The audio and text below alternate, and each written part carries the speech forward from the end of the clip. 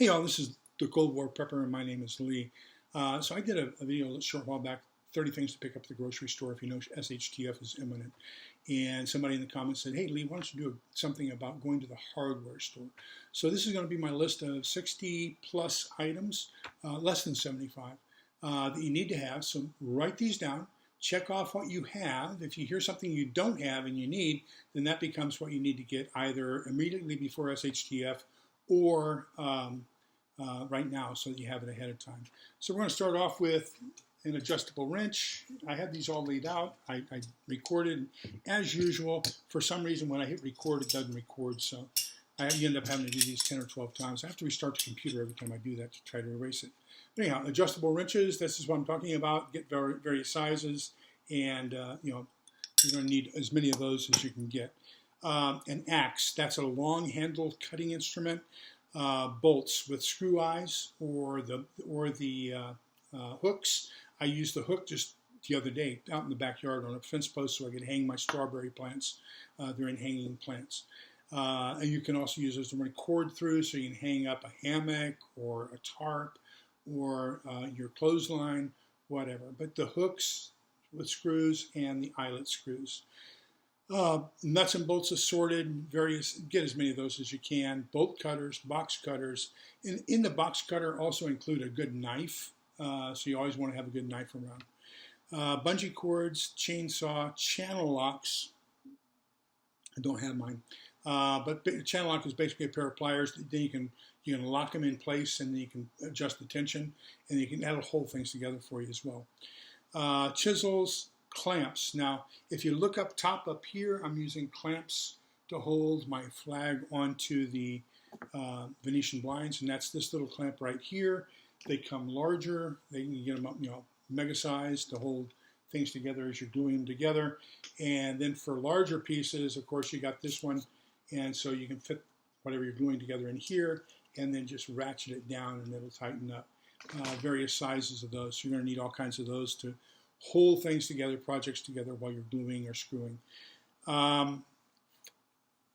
Crowbar, a D-handled shovel, that's with the pointed tip. When I say shovel, I mean the pointed tip. When I say spade, that's going to be the flat tip. Dikes, which are basically wire cutters. You've kind of got a set of dikes right here. That's going to be a small caliber wire cutter. But they do make these things where all that is the very tip of the implement. And you can cut small wires with it. That's what I'm referring to with dikes. Duct tape as much as you can get. Electrical tape as much as you can get. Electrical wire, several different gauges. And along with the electrical wire, throw in some extension cords.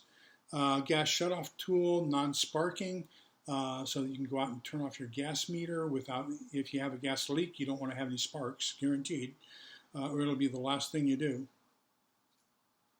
Glue, wood glue, all-purpose glue, super glue, gorilla glue, all the glues you can get. Good hammer, several different hammers, a regular claw hammer, a ball peen hammer, a sledgehammer. So just think of different types of hammers. Hatchet, that's a smaller handled axe.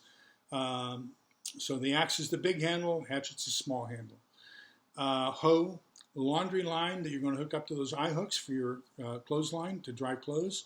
Rubber mallet, wood mallet. Here's my wood mallet. I use it when I'm making kindling out in the backyard. I'm working on a footlocker, and so I don't want to use a hatchet or an axe. So what I do is I use my knife and I baton it, and I don't want to hit my knife with something metal, so I'm hitting it with a wooden mallet. I could also use a rubber mallet, I guess, but I just use my wooden mallet when I'm batoning. Multi-tool, assorted nails, lengths, sizes, diameters, head types, assorted, and battery pliers. Now, some people also call them plumber's pliers. This is what I'm talking about. So these slip down. Make sure you have a pair of these because they're really great for untwisting pipes that are stuck together. So they slip down to where you can get it down fairly small or it goes very large. Okay, but you want at least two of those. Needle nose pliers I've got from kind of ultra large, like I showed you with the wire cutter inside, and I've got down to very small. So I use these. I dropped my driver's license down in between the seat and the well in the car and had to dig it out with a pair of long nose pliers, needle nose pliers. And then we have slip joint pliers. What I'm talking about are just regular old flathead pliers. These usually come where you have two different adjustments where you can get a little bit more torque or a little bit more tension on an object. Plumb bob, pruning shears, pry bar, grass rake, leaf rake, rope, all different sizes from hemp and nylon all the way down to 550 cord, even bank line. Make sure you have plenty of it. A ruler. So here's my ruler. And with that, another item that I probably should have added to the list, I'll add it now because I forgot to, is a level. So inside my ruler is a level. Now this is also one of my squares. I'll talk about the fact that you also need a square later. But this gives you, so if you're putting up posts and you're trying to attach something to it, you can do a 90-degree angle or a 45-degree angle. If you have the regular square, it's got the markings where you can do the pitch of a roof, and you can also build stairs using that the regular square. So let me see where I am here. That was ruler. Okay, hand drill and bits. So if you don't have electricity, you're going to need one. Going to need one of these. Okay. So that's how you're going to drill. Crosscut saw, folding saw, hack saw, rip saw. So a rip saw goes with the grain, and a crosscut goes against the grain. Folding saw for pruning trees and things, and then a hack saw for cutting metal and plastic. Saw horse, or 2, or 3, or 4. Flat tip screwdriver set, assorted lengths, and they come in different sizes of tips as well. Screwdriver in the various Phillips heads. I think number 4 is the most common. And then you're going to have various lengths on that as well. Turn off the phone, and then you're going to want to have star head screwdrivers. A screw remover. This is it looks like a screw, but it's kind of got a tip on the other end, but it's got cross threads. The threads are a different direction from a normal screw.